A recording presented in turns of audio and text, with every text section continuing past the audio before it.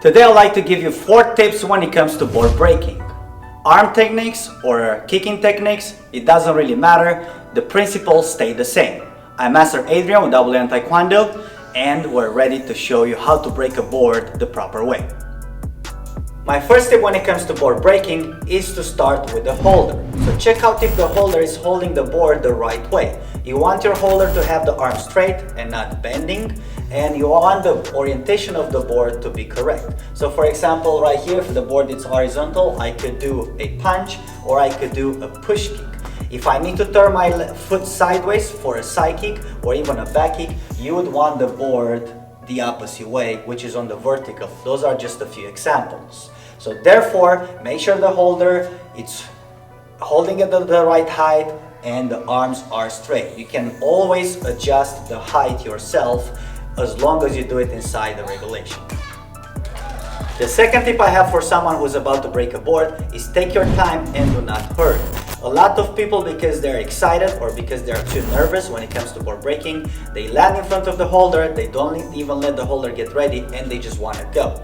That might not end up very well for you because the board might not even be in the right position. So take your time, do not hurry. Keep in mind that board breaking, it's about focus and power, not as much about speed. So when it comes to throwing your kick or your arm technique, do not do it like you would do it, let's say in sparring, with a lot of speed and fast reaction, because it's not really about that. It's about focus and power. Therefore, take your time and make sure you have maximum power when you go through that board. Now, let's get to the actual board break, and this is my third tip for you. When it comes to kicking the board or punching the board, imagine the target is behind the board. So do not just kick the board just right on the surface or punch it right on the surface, because the board might not break.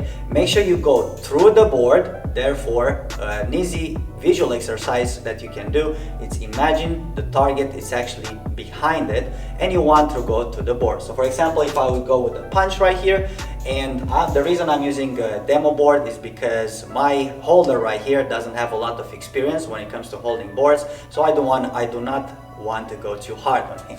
So if I would do a punch, I would make sure the board is right and I would just punch it through, and that's that. The last tip I have for you today is snap the board, do not push the board. So whenever you land your kick, make sure it has a snap in it, not a push. As you can see, if I push it, you are just gonna push the board and the holder as well.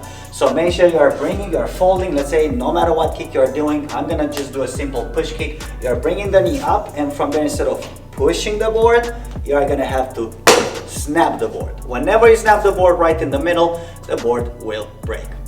Board breaking is one of my favorite things to do during a test or whenever I have the chance. And I hope the tips that we laid out for you today are gonna help you to enjoy it as much as I do. Of course, if you find board breaking challenging or you have any questions about it, feel free to reach out through the comment section. Until the next time, W1 out.